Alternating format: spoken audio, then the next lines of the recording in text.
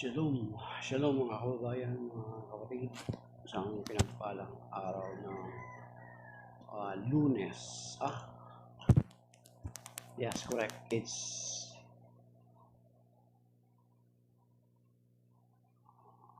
Monday today.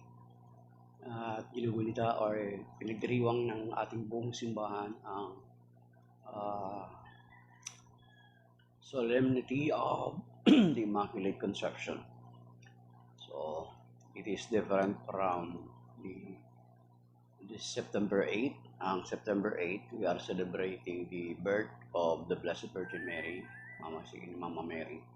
And then December 8 is we are celebrating is her Immaculate Conception. So, tinatawag natin itong Preaching the Wilderness series at pinabasa natin at pinagninilayan ang Ebanghelyo ng Panginoon na pinabasa sa lahat ng mga Katolikong simbahan. At from time to time ay sumasagot din tayo sa mga katanungan patungkol sa ating pananampalataya abot ng ating kakayanan. At the same time, tinatalakay din natin ito at pinagninilayan mga kapatid. At sinisikap nating isabuhay ang salita ng Diyos. And we are claiming also the word of the Lord in 2 Corinthians chapter 10, verses 4 to 5, that the weapon of our warfare are not of flesh, but are enormously capable of destroying fortresses, we destroy arguments and every pretension, raising itself against the knowledge of God, taking every thought captive in obedience to Christ. Yan. So, pinapati natin ang lahat ng ating mga kababayan at mga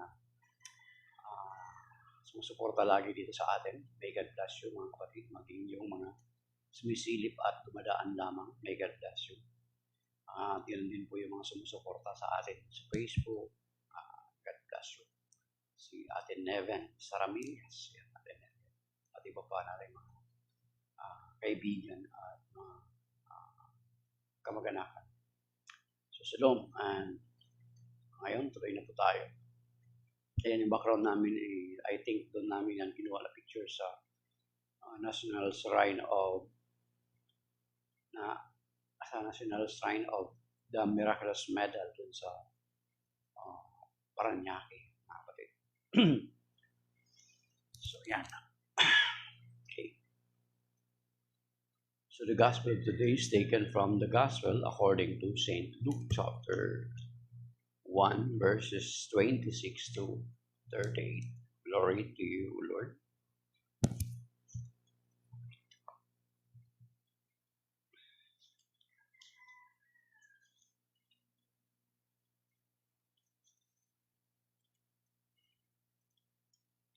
In the 6th month, the angel Gabriel was sent from God to a town of Galilee called Nazareth, to a virgin betrothed to a man named Joseph of the house of David, and the virgin's name was Mary. And coming to her, he said, "Hail, favored one, the Lord is with you." But she was greatly troubled at what was said and pondered what sort of greeting this might be. Then the angel said to her, "Do not be afraid, Mary, for you have found favor with God. Behold, you will conceive in your womb and bear a son, and you shall name him Jesus. He will be great and will be called Son of the Most High. And the Lord God will give him the throne of David his father, and he will rule over the house of Jacob forever.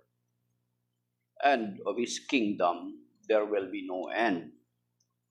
But Mary said to the angel, "How can this be, since I have no relation with a man?" And the angel said to her in reply, "The Holy Spirit will come upon you, and the power of the Most High will overshadow you. Therefore, the child to be born will be called Holy, the Son of God. And behold, Elizabeth, your relative, has also conceived a son in her old age, and this is the 6th month for her who was called barren. for nothing will be impossible for God. Mary said, Behold, I am the handmaid of the Lord. May it be done to me according to your word. Then the angel departed from her. The Gospel of the Lord. Praise to you, Lord Jesus Christ. So, ang kapiyastahan natin is paggunita or pagdiriwang natin sa Immaculate Conception. Pero ang Ebanghelyo na binasa, it's about the Annunciation, the birth of our Lord Jesus Christ through the Blessed Virgin Mary. So, at itong ang Immaculate Conception ay isa sa dogma ng simbahan. Pero we will not talk about mga deeper theology. Kasi itong mga topic na ito ay marami na pong mga topic ito sa online na dinidiscuss ng ating mga kababayan, ng mga theologian natin. So there is no need for me to elaborate what that means. May mga dogma, isa ito sa dogma na kinikilala na simbahan. Dumaan si Jillian Ward, wow. Hi, Jillian Ward. Okay. Dumaan si Jillian Ward. I don't know kung si Jillian Ward ko talaga yan. Okay. So yan mga kapatid. So hindi natin i-discuss yung deeper theology nitong Immaculate Conception. Pero ang masasabi ko lang na kung mag-research tayo online, there are a lot of mga malalalim na theology and discussion about this topic already. Sapagkat itong topic nito ay talagang controversial ito sa ibang mga kapatid natin na ibang mga sekta. Pero sa ating mga Katoliko, tanggap natin ito sapagkat it was explained to us by the church clearly na si Mama Mary ay Immaculate Conception, yung ipinaglihi siya na walang bahid dungis sapagkat ang Panginoong Hesukristo ay kinakailangan na mailagay sa lalagyan na wala ding dungis sapagkat ang Panginoong Hesukristo ay banal.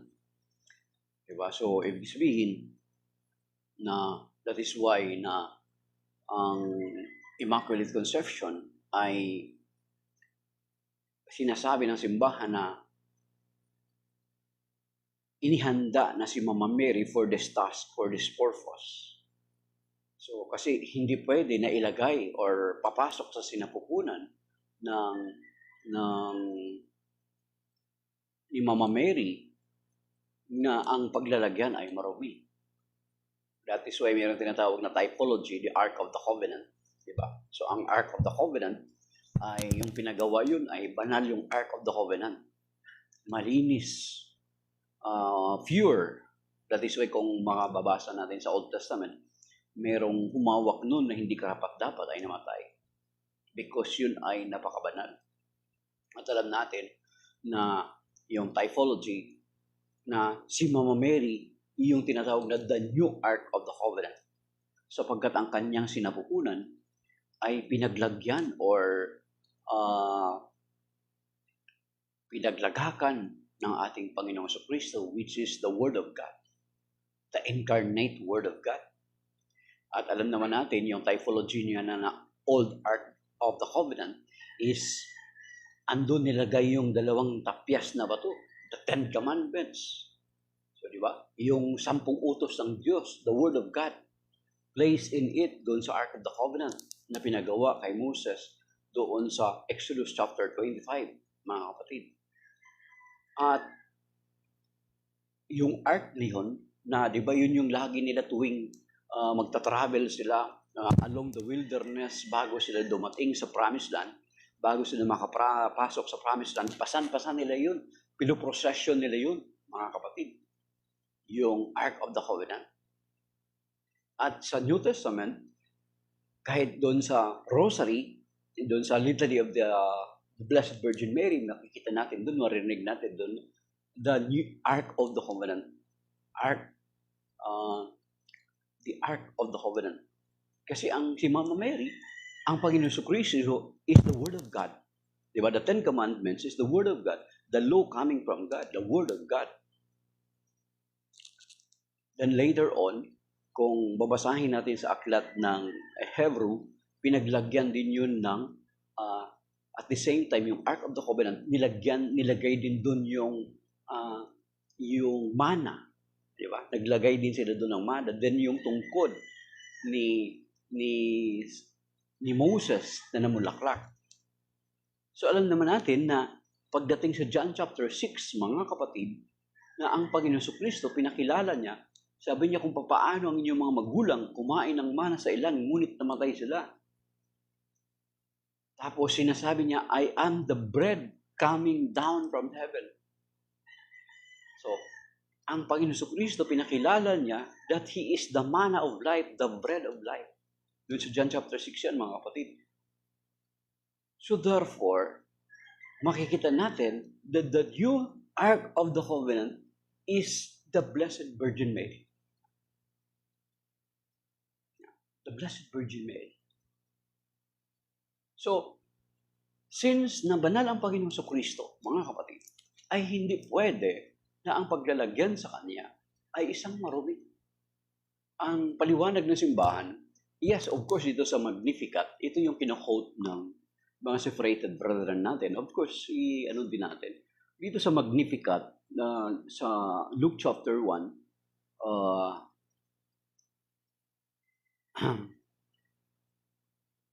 okay.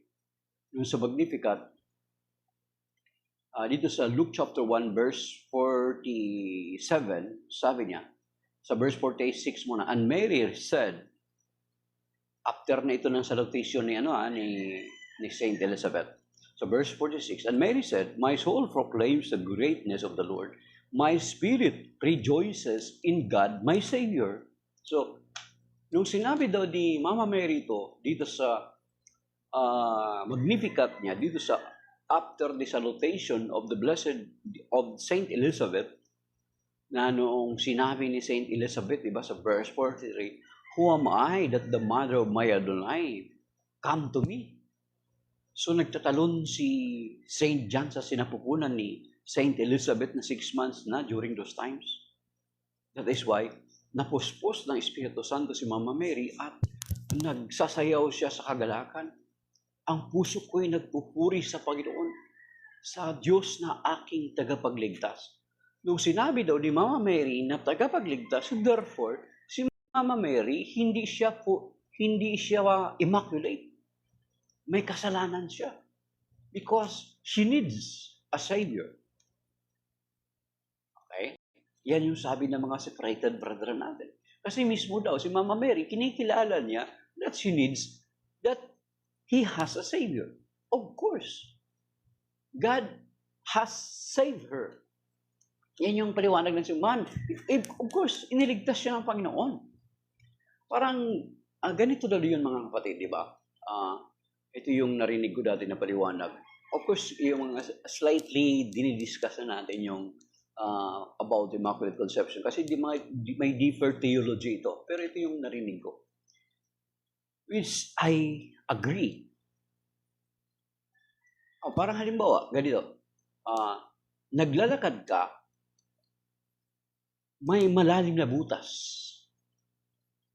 So, talagang there is a possibility na mahuhulog ka talaga doon.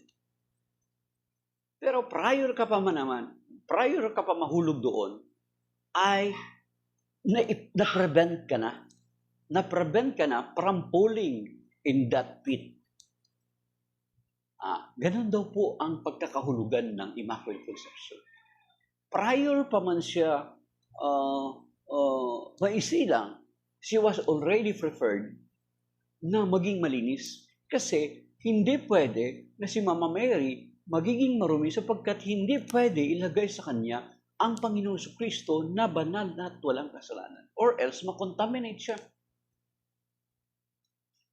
makontaminate siya at mangyayari yung sinasabi ni King David sa Psalm 51, mga kapatid. Sa Psalm 51, verse 5, sabi niya, kung hindi ma-preserve si Mama Mary from sin,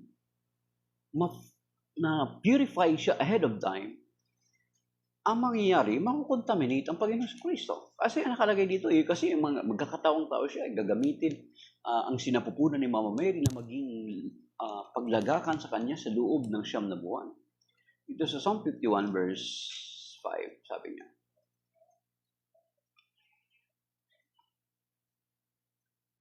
Psalm 51 verse 5.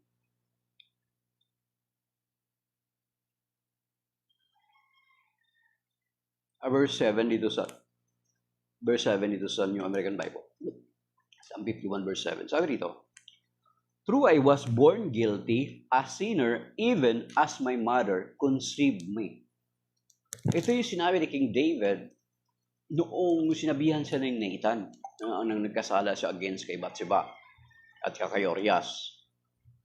Sabi niya, makasalanan na ako bago pa man ako iluwal.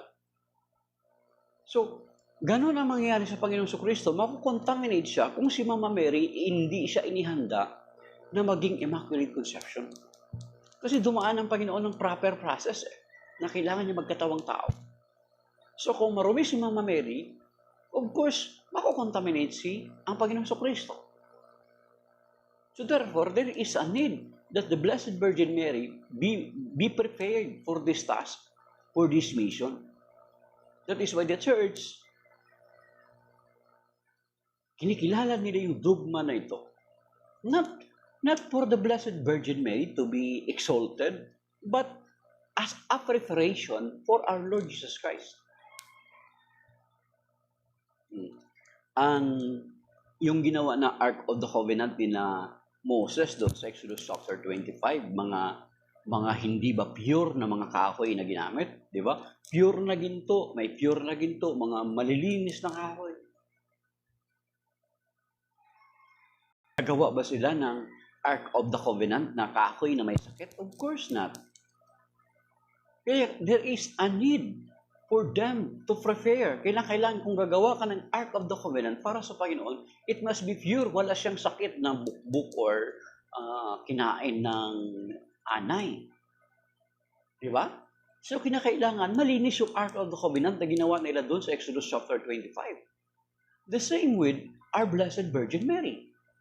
Si Mama Mary, inihanda siya, iniligtas siya prior pa man siya mahulog doon sa butas na yon. Na-prevent na siya. Yan yung theology ng simbahan, mga kapatid. Kaya hindi yon kontra yung sinasabi doon sa Luke chapter 1 verse 47. Na sinabi ng Mama Mary na kinilala niya that God my Savior. Diyos na aking tagapagligtas. Yes. She was saved by God prior pa man siya mahulog doon sa butas, prior pa man siya magkasala. Kung hindi siya ma-preferred as clean, ang mangyari sa Panginoong Kristo, yung sinasabi ni King David sa Psalm 51 verse 7. Truly, I was born guilty, a sinner, even my mother conceived me. Kasi makukontaminate ang Panginoong Kristo. Kaya nga doon sa ito si Father Chris Alahar ng Divine Mercy. Ito mga kapatid, shocking shocking na findings scientifically. Yung mga miracle, yung Eucharistic miracle, alam niyo ba yung Eucharistic miracle na na-found out na galing sa part ng puso ng tao na binugbog ng ganun na lamang? Yung part nung mga miracle, nagkaroon ng miraculous na yung tinapay naging laman dahil pinasuri sa mga atheists, sa mga doktor, hindi nila alam saan galing. Na-conclude nila, it was coming from the heart of a severely beaten person. At ang pinagkuhanan ay, then na-found out, mga kapatid, ito narinig ito kay Father Chris Alahar ng Divine Mercy, na-found out na ang chromosomes ng DNA noong part ng laman na yun, mga kapatid, is only a chromosome of a mother. X. Walang Y, mga kapatid. Di ba ang chromosome ng dalawa yung chromosome eh. Kung double X, babae. Kung XY, ibig sabihin, lalaki at babae, yung chromosome na nakita. Ang nakita na chromosome lamang na present doon sa laman na suri ng mga scientific at ng mga doktor ay ang chromosome na makikita is the chromosome of a woman only. Walang Y. Bakit? Hindi naman talaga nanggaling ang binhi kay Saint Joseph. Kung ang binhi nanggaling kay Saint Joseph, sigurado may ma-found out doon ng chromosome na X and Y. Pero wala, mga kapatid. Yan sinabi ni Brother Chris Alar, yan yung findings. The chromosomes that was found out was only X. Wow. Ibig sabihin na may DNA, ang DNA ng Panginoon Kristo, partly, may part na galing lamang kay Mama Mary. Kasi saan siya magkukuha ng dugo? Di ba? Pero walang Y. So, ibig sabihin, only female chromosome ang na-found out. So, therefore, kung si Mama Mary makasalanan, di, makukontaminate ang Panginoon sa Kristo. Yung dugo niya, makukontaminate ang kasalanan. Makukontaminate siya sa kasalanan. That is why there is a need for God to preserve si Mama Mary in preparation for our Lord Jesus Christ. Hindi para exalt si Mama Mary. Ayan, mga kapatid. Ayan, meron dito sa ano ha? Ito, yan yung, meron dito sa Bible, mga kapatid. Tingnan natin sa Wisdom. Ito, tingnan ko kung tama yung pagkano. So, Wisdom.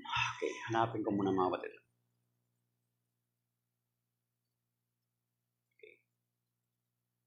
Okay, ito. So, Wisdom chapter 1, verse 3. Verses 3 to 5. Okay? Pakinggan nyo, mga kapatid. And ito yung isa sa mga biblical reference ng Immaculate Conception. Ito narinig ko rin ito kay Brother Alex Bernard San Jose. CFD ng Rizal. Diniscuss niya rin ito, mga kapatid. Ito sabi, mga kapatid. For perverse counsel separate a man from God. For perverse counsel separate a man from God, and his power put to the fruit rebukes the foolhardy. Because, verse 4, because into a soul that plots evil, wisdom enters not. Okay? Narinig niyo? Because into a soul that plots evil, wisdom enter not. Okay? Mamaya maintindihan nyo. Nor dwells. Take note. Nor dwells she in a body under death of sin. Hindi mamalagi ang karunungan sa isang tao na may bahid ng kasalanan. Sa Tagalog, basahin natin, mga kapatid. So, Wisdom, chapter, karunungan. Yan, karunungan, mga kapatid. Wisdom, chapter 1, verse 3 to 4. Ang mga baluktot, ang isipan ay di makakalapit sa Diyos. Okay? Ang sinumang baliw na mga ahas, subukin siya ay bibiguin ng kanyang walang hanggang kapangyarihan. Ang karunungan, take note, ito na, ang karunungan ay di papasok sa may masamang kalooban. Okay? At di mananahan sa pusong alipin ng kasalanan. You see? Ang karunungan ay di papasok sa may masamang kalooban at di mananahan sa pusong alipin ng kasalanan. Ay, hindi naman yan Wala namang binanggit si Jesus Christ dyan. Sabihin natin. Di ba? Walang binanggit si Jesus Christ dyan. Pero kung nagbabasa ka ng Bible, dito sa 1 Corinthians, makikita mo yan. Kung sino yung tinutukoy na karunungan. It is the Lord Jesus Christ, mga kapatid. Hindi daw papasok ang karunungan sa isang taong may bahid ng kasalanan, may puno ng kasalanan. Ito. 1 Corinthians, hanapin natin, mga kapatid.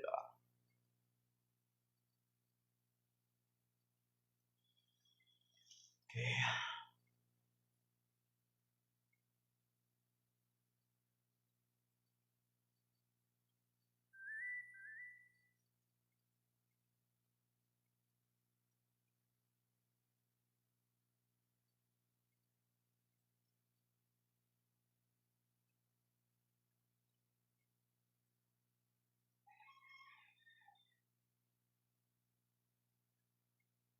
Okay. 1 Corinthians chapter 1, verse 24, mga kapatid. Ito. Di ba? Pinasa natin yung Wisdom chapter 1, verse 4, na ang karunungan ay hindi mananahan sa taong puno ng kasalanan. Ito sa 1 Corinthians chapter 1, unang Korinto, kabanata 1, talata hanggang 24. Subalit sa mga tinawag ng Diyos, maging Hudyo at Griego, si Kristo ang kapangyarihan at karunungan ng Diyos. Okay? Sapagkat si Kristo ang kapangyarihan at karunungan ng Diyos. The wisdom of God. At sinabi kanina dun sa Wisdom chapter 1, verse 4, hindi papasok ang karunungan. Balikan natin, mga kapatid, para malinaw. That is why the church declares the dogma that the Blessed Virgin Mary is Immaculate Conception. She must be preserved for the sake of our Lord Jesus Christ, who is God will incarnate. Okay. Ang karunungan ay di papasok sa may masamang kalooban at di mananahan sa pusong alipin ng kasalanan. That is why there is a need for the Blessed Virgin Mary to be preserved from sin. Or else, yun nga sinasabi ni Father Chris Alahar, yung chromosome niya na nanggaling kay Mama Mary, yung X chromosome, edi magkakaroon ng contamination ang Panginoong Kristo. Then kung contaminated siya, ano ang magiging saysay ng kanyang dugo na ihandog? Remember, sa Old Testament, kinakailangan ang hayop na ihandog ay walang bahid. So kung ang Panginoong Kristo nagkaroon siya ng bahid ng kasalanan because of the Blessed Virgin Mary, magiging walang saysay ang kanyang dugo na ihandog sa cross. Kaya nga isabi ko dati sa isang member ng 1914, sabi ko, kung ang Panginoon Kristo ay tao lang, kahit ilang tonelada pa or kilolitro na dugo ang kanyang ihandog, magiging walang saysay. Diba? Magiging walang saysay. At hindi ako bibilib. Kahit ilang kilolitro pa, ilang thousands of liters of blood to be shed in the Calvary. Nonsense yun. Kung contaminated siya ng kasalanan. Kung tao lang siya. Kasi kung tao siya, therefore, contaminated siya sa kasalanan. Ay hindi naman sila naniniwala sa Immaculate Conception. Di ba? May kasalanan. Hindi walang saysay. So, itong Wisdom chapter 1 verse 4, may makaisip ba nito na itong ganito na ito ay magiging sumasabi ng sa banal na kasulatan? Of course, talagang inihanda rin ito ng Panginoon kasi balang araw pagdidibatihan ito.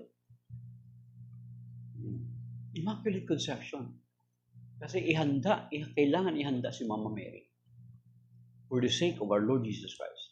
And wisdom, di ba? Narinig natin, Wisdom chapter 1, verse 4, wisdom will not enter sa isang taong puno ng kasalanan. May kasalanan, may bahid ng kasalanan. Diba? Wisdom chapter 1, verse 4, mga kapatid. At sinabi din natin kanina sa 1 Corinthians chapter 1, verse 24, that the wisdom of God, the power and wisdom of God is our Lord Jesus Christ. So kung wisdom of God and wisdom and power of God ang Panginoong Kristo, so therefore, angkop na angkop yung sinasabi sa Wisdom chapter 1, verse 4, na hindi papasok ang wisdom of God sa isang maruming tao. That is why there is a need that God will preserve Mama Mary. Ginawa siyang immaculate conception for the sake of our Lord Jesus Christ. Sapagkat ang dugo ng Panginoon Kristo na walang bahid dungis, ang kordero ng Diyos, di ba? So ang kordero ng Diyos sa Old Testament, ang kordero na kanilang pipiliin na para ihandog temporarily sa atonement ng kasalanan nila temporarily. Kailangan yung tupa na yun ay walang bahid dungis. That is why kung nakikita nyo yung nung dumating ang Panginoon Kristo sa templo, ginagawang marketplace yung templo. Alam nyo kung bakit? Maraming mga hayop na binibenta doon. God bless faith. Maraming binibenta ng mga hayop doon. Kasi, yung mga galing sa probinsya, mahirap sa part nila na magdala ng mga hayop. Kasi along the way, habang naglalakbay sila, maaring matisod yung hayop, mapilayan, magkaroon ng sugat.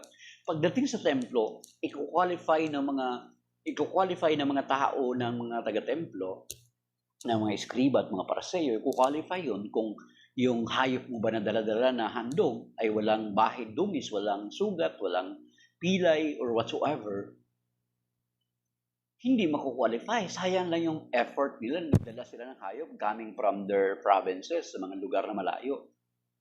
So that is why, di ba, may mga nagtitinda doon, nagpapalit ng mga barya, ng pera, kasi hindi tatanggapin yung mga foreign money. Then, ang ginawa nila, tinataasan nila, nilolower nila yung value ng pera ng mga tao.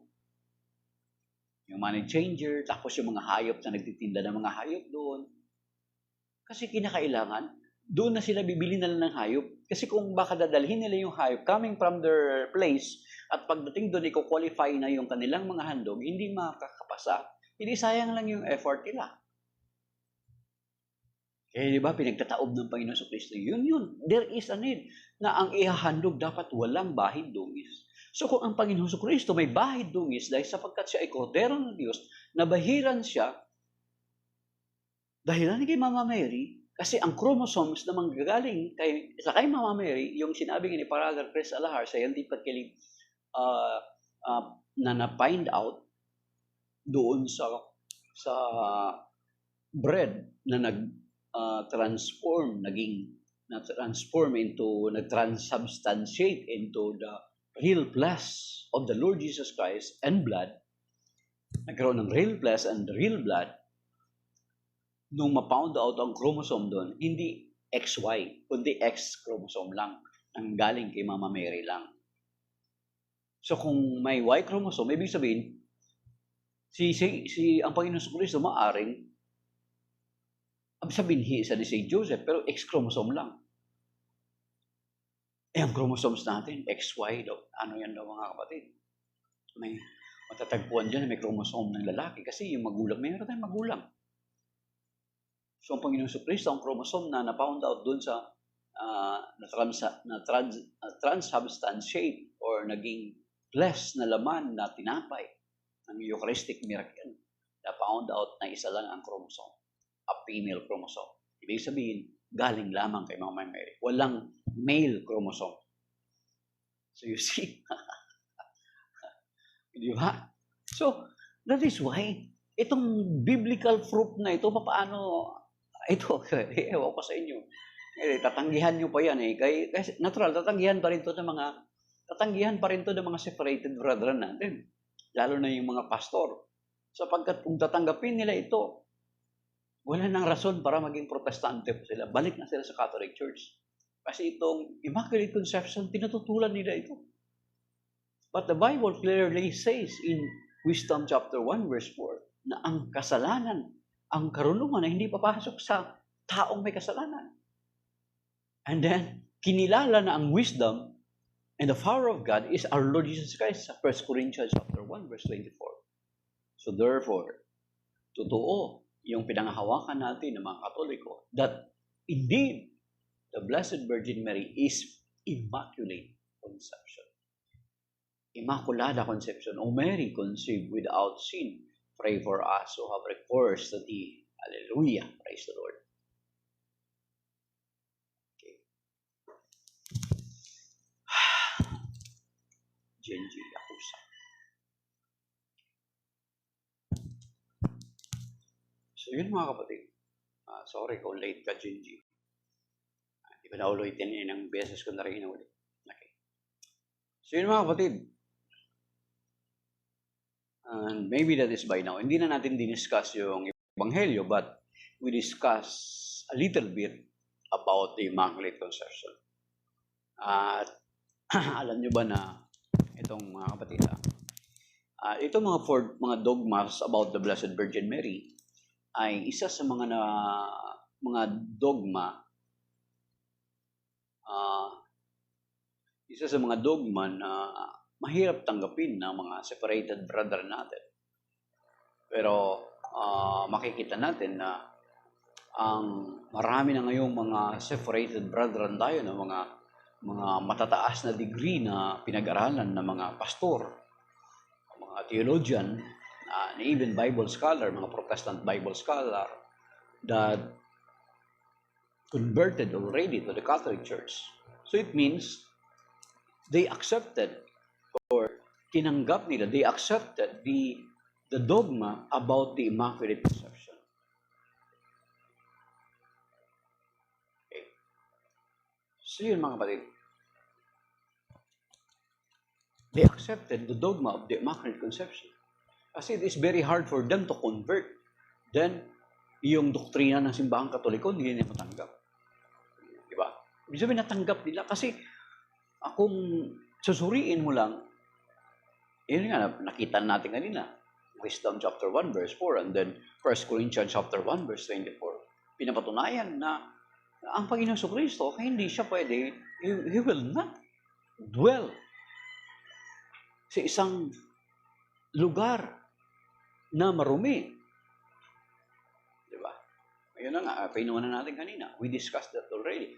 And kung gusto pa natin mga deeper theology about the Immaculate Conception, I encourage you to research sa Catholic.com or Catholic Answer, Immaculate Conception, ilagay niyo sa Google, Immaculate Conception, Catholic.com.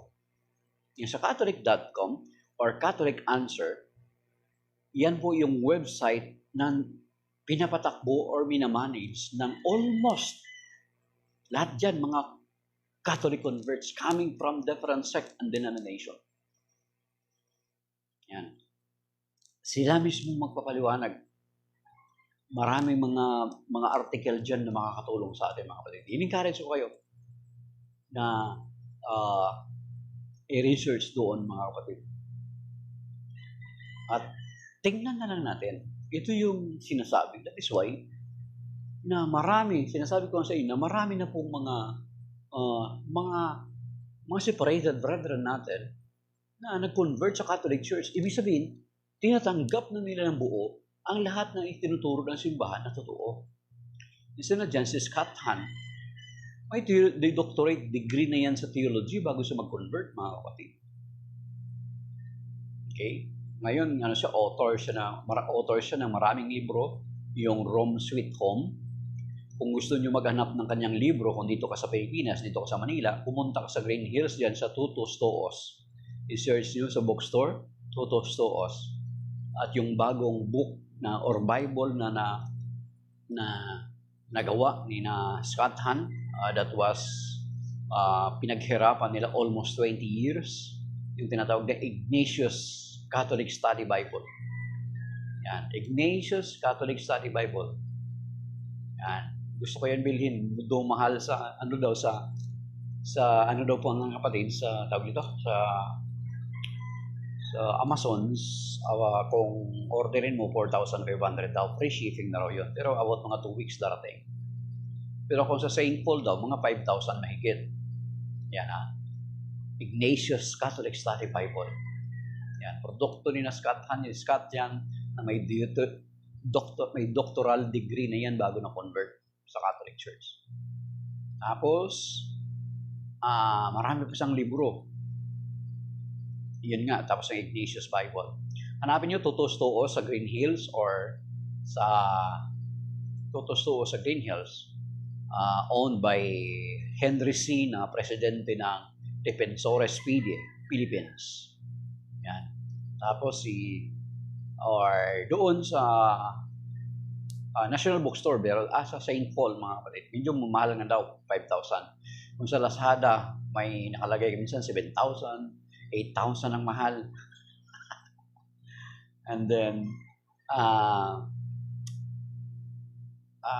basta mahal.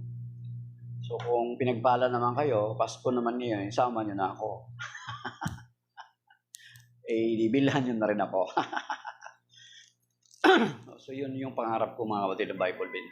And then, many others, na yung mega church pastor ng Sweden, si Ulf Ekman, kasama yung kanyang asawa, converts to the Catholic Church. Alam nyo ba kung saan siya nag-announce ng kanyang conversion? Doon mismo sa congregation niya. Habang nagpipreach siya, nagbibigay siya ng sermon. And then here in the Philippines, ang dami na po ng mga convert, mga pastor, mga kapatid. Talagang totoo yung conversion nila kasi, biro mo kung pastor ka, mga kapatid. Ang pastor, nag-i-enjoy yan ng mga tithes and offerings sa kanilang sekta at denominasyon. Ngayon, pag mag-convert ka sa Catholic Church, alam mo bang mangyayari? Mawawalan ka ng tithes and offerings, tapos pagdating mo sa Catholic Church, hindi ka naman kaagad-agad tatanggapin ng simbahan. Titingnan pa nila kung talagang totoo yung conversion mo. At the same time, sa atin sa Catholic Church, wala namang nagbibigay ng ikapo at mga tithes and offerings. Regular lang na offerings. Maliban doon sa mga charismatic, di ba? Nagpa-practice sila ng tithes and offerings. 2 sobre yan tuwing prayer meeting. Nagpa-practice sila ng tithes and offerings. Pero ordinary Catholics, wala. Ngayon, pag convert nila sa Catholic Church, hindi naman kaagad sila tatanggapin. Magkakaroon lamang sila ng income sa pamagitan ng, halimbawa, in-invite sila sa parokya. Binigyan sila ng stipend. Diba? Dati, of course, meron kaming na-invite. Ang binibigay na simbahan is 10,000. Nagbago na yung kura paroko namin. Nagbago na yung kura paroko namin. Sobrang laki naman yung 10,000. So, bumaba ng 5,000. Pero malaki pa rin naman yung 5,000. Di mo. Magsasalita ka lang ng isang oras kalahati or 2 oras, 5,000 na kagad. Yun doon sila magkakaroon ng ano. Pero yung iba na mga convert, halimbawa si Brother Boga Krama, BG Gakrama, at saka si Sister Adendora. Pareho yan sila, pastor at saka pastora. Sister Adendora, pastora ng Kamakop Alliance Church. Si Brother, ang asawa niya, pastor din, magkahiwalay sila ng pinapastoran. Si Brother BG Gakrama, pastor ng Presbyterian. International pastor, naka-assign siya sa South Korea bago sa mga convert back to the Catholic Church. So, nung na-convert sila, lahat na napundar nila sa simbahan nila na wala, hindi nila nadadala. Si Brother Noidora, naghihirap siya for more than 2 years. Hindi pa siya tinanggap ng pamilya. Yung lahat na napundar niya, wala siya nakuha. Ikakaso pa siya ng mga miyembro niya sa korte. Sabi ni Brother Noidora, sige, hindi na ako habol doon sa mga ari-arian ko. So, namulubi. Ibig sabihin namulubi. Lahat ng ari-arian na napundar niya nung siya nag-found ng kanyang sekta, Pure Gospel of Jesus Christ Incorporated. Pag alis niya doon, wala siya nakuha. Tapos babalik ka pupunta sa Catholic Church. Ang Catholic Church, hindi naman tayo oriented sa ikapo at mga handog. Talagang nagsuffer si Brother Noydor. Nagsuffer siya daw ng mga more than 2 years. Later na lang siya tinanggap sa simbahan. Nagte-testimony na siya. Natural, pag mag-testimony ka. Pero bagamat ganun, eh, hindi naman bed of roses yun. Kasi may mga simbahan na pinagsasalitaan nila is magkano lang naman yung ibinibigay. Ang ibang mga parokya hindi naman mayayaman. Isang beses nga, sorry, isang beses nga na invite namin siya sa formation ng music ministry ng parokya namin outside the Faris. Tapos may kasama pa siyang madre na muntik din ma-convert into born again. Muntik na rin kubarin yung abito. Pero dahilan doon sa testimony ni Brother Noedora, na dating pastor, naging Katoliko, nabalik siya. Na natigilan. Kasama niya, dalawa sila. Eh magkano lang nabigay namin? 1,000 lang. Ang liit noon. Eh layo parang pinanggalingan niya. Parang nyaki, magta-taxi pa sila. Ikakain pa sila. Of course, na-invite namin siya sa parokya. Neutral. Iba naman yung kakayanan ng parokya. Nabigyan naman siya ng ano.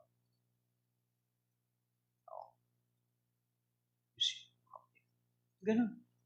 Kaya nga sabi ni John Henry Newman, si John Henry Newman, membro po siya ng simbahan na itinatag ni King Henry VIII.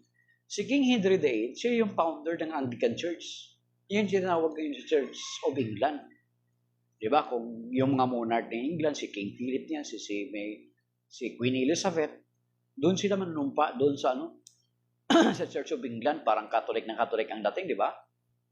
At napanood niyo siguro yung pelikula ni Mr. Bean, di ba? May pelikula si Mr. Bean doon na yung suppose na Bilane ikukuronahan bilang hari, inagaw ni Mr. Bean yung corona. Doon ginanap yun sa Church of England, Anglican Church, na parang ang structure is Catholic Church because they are Catholic before.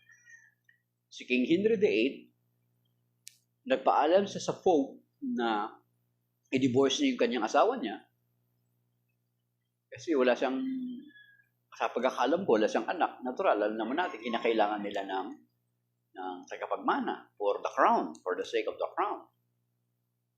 Ngayon, hindi siya pinayagan ng Catholic Church. Ano nangyari?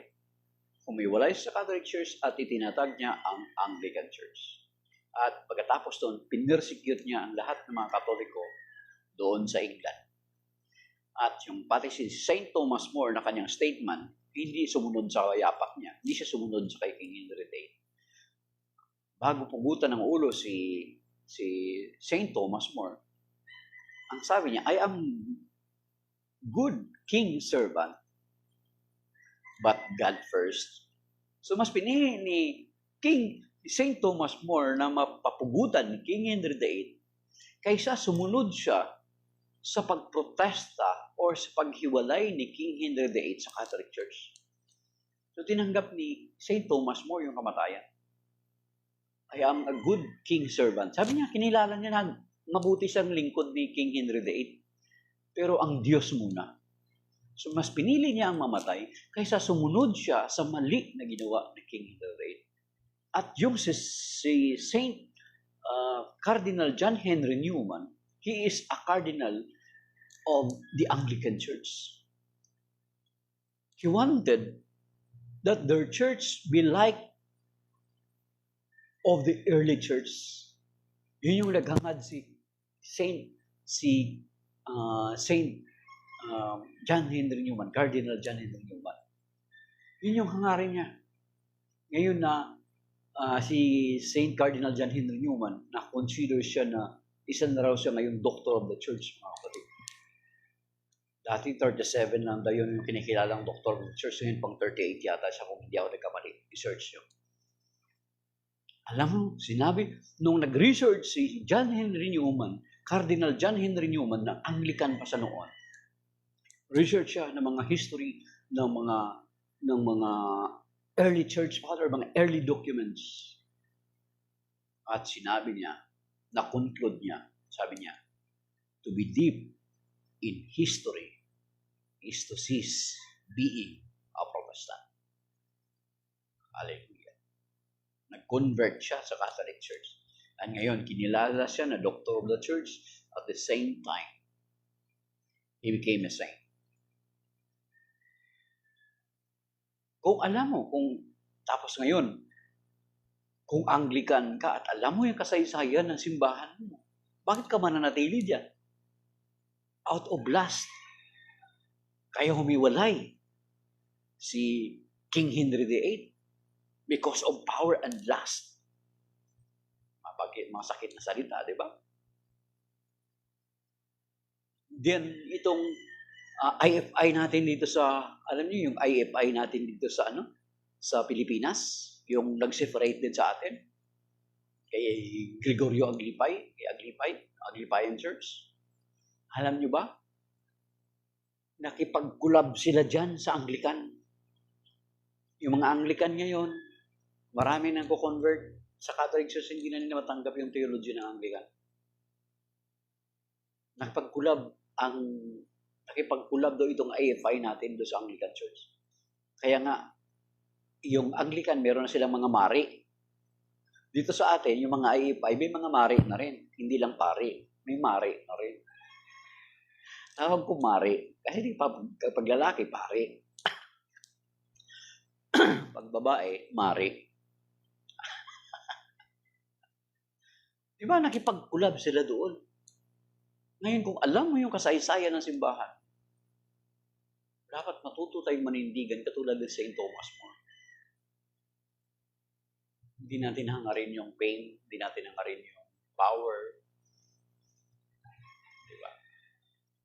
Kaya nga si Blessed Cardinal John Henry Newman, to be deep in history is to cease being a Protestant. At meron ngayong kasabihan na bago, na weak Catholics become Protestant. Strong Protestant becomes Catholic. Anong logic doon behind that word? Ang logic doon, kaya ka na-convert sa ibang sekta kasi kulang ka sa kaalaman ng iyong pananampalataya bilang Katoliko. Pero kung Katoliko ka na alam mo ang iyong pananampalataya, alam mo yung kasaysayan ng iyong pananampalataya, hindi mo ipagpalit sa sekta na sumulpot lamang kung kailan lang. Di ba? Hindi mo ipagpalit yun, mga kapatid. You see, hindi mo ipagpalit yung pananampalatayang Katoliko mo sa siktang sumulpot lamang kung kailan. Oh. Kahit Lutheran Church pa ang salihan mo. Di ba? Kung Lutheran Church na ang salihan mo, si Martin Luther nagpaon noon 1517. Anglican, nabanggitan natin, Episcopalian, Presbyterian, Methodist, Baptist, Jehovah's Witnesses, Mormons.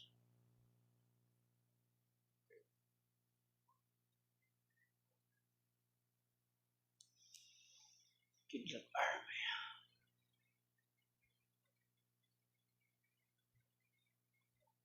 Kidlat Army. Sino kausap mo, Kidlat? Kidlat Army. Agree ka ba ate na ang Catholic ay Christian? Sino ba kausap mo, Kidlat? Yung word na Christian ay first century pa lang. It was around the first century pa lang na tinawag na Christian ang mga mananampalataya. Acts 11:26, di ba? Doon nang tinawag na Kristiyano ang mga mananampalataya, ang mga sumusunod sa Panginoon Kristo.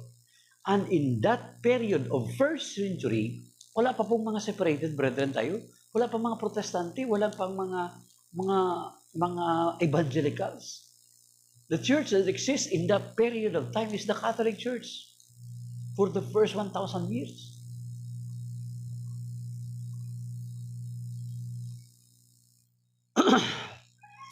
Okay?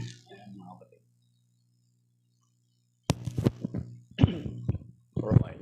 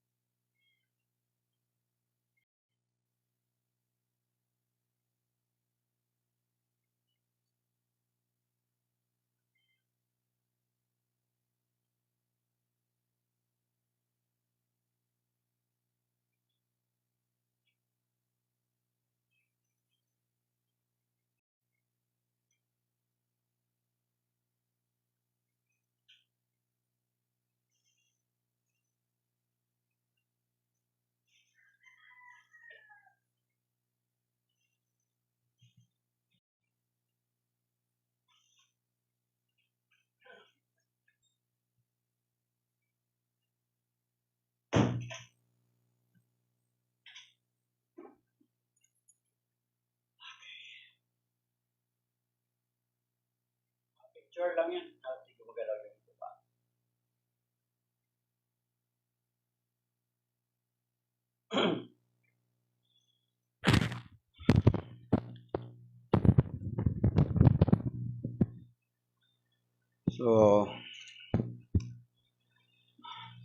So maybe that is by now, mga kapatid. Thank you for that Kidlat Army. So yan, mga kapatid, na thank you Kidlat Army sa mga ano mo. So yun yung kinuha natin mga kapatid about the Immaculate Conception na then dinugtong rin natin na itong mga separated brethren natin, yung tinatawag na yung sabi ni yung nahuli natin sinabi kanina, si Blessed Cardinal John Henry Newman, si Saint Cardinal John Henry Newman, sabi niya, to be deep in history is to cease being a Protestant. And then yung pangalawa natin sinabi na kasabihan na sikat ngayon is weak Catholics become Protestant, strong Protestants becomes Catholic. Yung logic dyan is maraming mga Katoliko lumilipat sa ibang mga sekta na tatag lamang ng tao na wala, kulang pa sila sa kaalaman ng kanilang pananampalatayang Katoliko. Unlike no mga katulad ni Scott Hahn, ni Cardinal John Henry Newman, ni Brother Noydora. Si Brother Noydora, may masteral degree siya sa kanilang theology. Professor siya ng isang school. Si Brother B.G. Gakrama, may masteral degree din siya sa kanyang pagiging pastor. And marami pang mga pastor dito ngayon sa Pilipinas na nag-convert sa Catholic Church. Nag-convert sa Catholic Church, mga kapatid. So sila lahat, may mga degree na sa kanilang pananampalataya. At alam nila yung magiging consequences na kapag mag-join sila sa Catholic Church, mawala lahat yung kanilang ipinundar. But for the sake of the truth, mas pinili nila iniwan yung kanilang sekta itinatag at sumali sila sa iglesia ang itinatag ng Panginoon si Kristo, the Catholic Church. So, yun yung pagkakaiba. Weak Catholics become Protestant, but strong Protestant becomes Catholic. Ibig sabihin, alam na nila yung kanilang pananampalataya. Halimbawa, example natin si Scott Hahn. Professor siya ng isang theology, ng isang school of ministers sa kanilang Presbyterian faith dati. So ang kanilang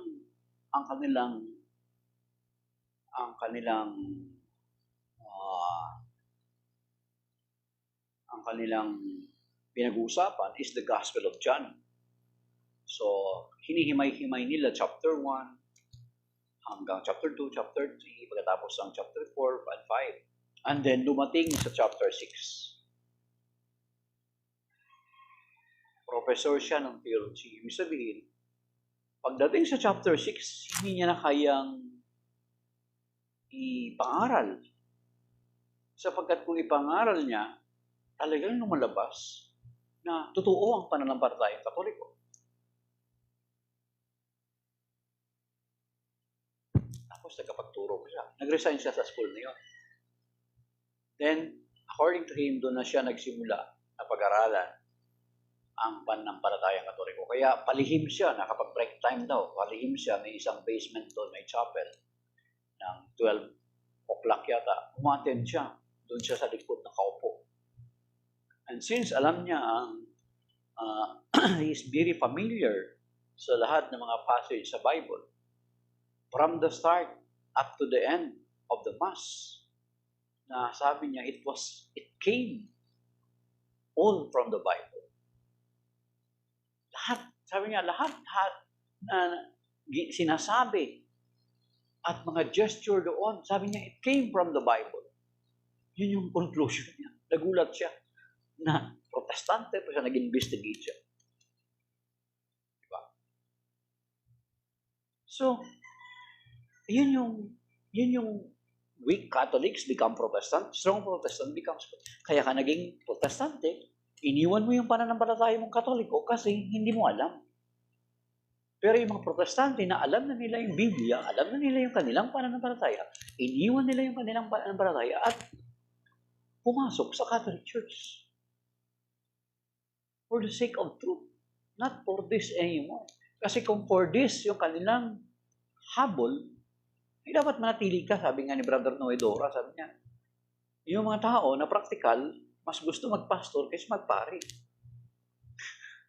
Kasi mas malaki ang kita na pagiging pastor kaysa sa pari.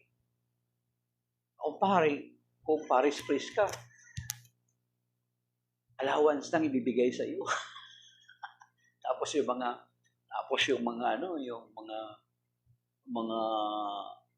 kapag may mga love offering, yan, may mga stipend, yan, may kakapera, pero wala silang sweldo. Unlike sa mga pastor, ang fund, talagang control nila.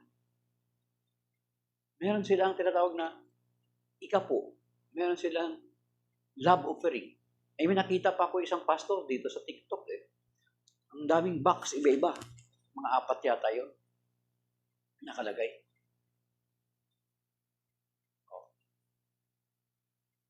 Iba-ibang klaseng box yun. Or offering, klaseng box. First fruit offering. Pag sinabing first fruit offering, yun yung unang mo sweldo, halimbawa.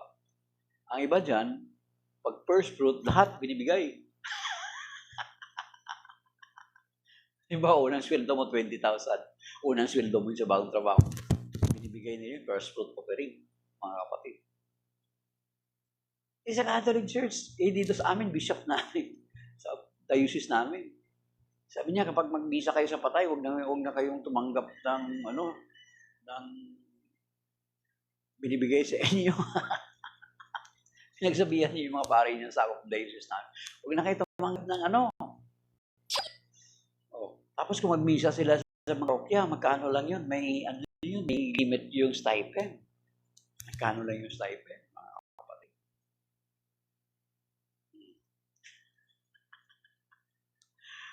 Diba? So sabi ni Brother Noedora, mas practical daw yung mga kabataan ngayon. Mas gugustuhin nila magpastor kaysa magpari. Kasi ang pastor, may asawa na, may kapo pa, may labo-pering pa. Sa kanila yung total control of the fund. Ang parish priest, ang pari, katulad dito sa amin, mga religious ang mahawak. Ang pari ay ang pari namin.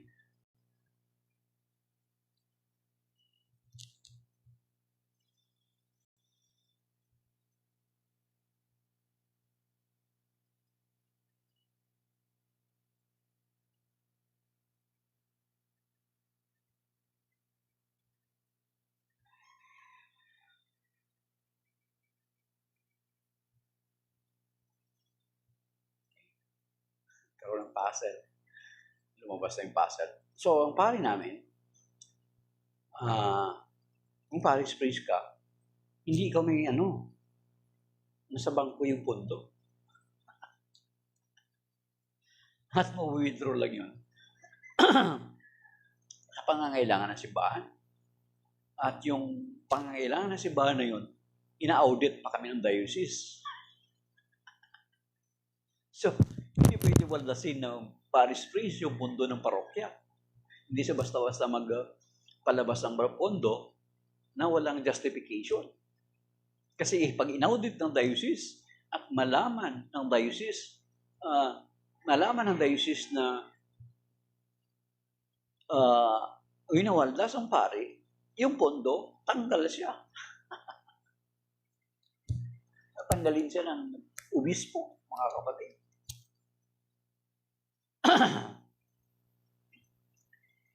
Mergi na maganda ay maganda. Huwag na magsiraan, gawin niyo lang gawin niyo. God knows already sino totoo, walang perfect sa Him. Ang Catholic Church hindi naman talaga naninira. Sumasagot actually ngayon lang nagkaroon for the many years. Hindi naman naninira ang Catholic Church, talagang sumasagot lang ang Catholic Church ng mga paninira ng mga iba't ibang mga sekta na nagsisilipana sa kasalukuyan. Sumasagot lang kasi wala ang other lectures, of course, may radio tayo, Radio Veritas. Sumasagot lang din. Hindi rin naman ang atake. Sinasagot lang yung mga ligasyon at mga maling haka-haka.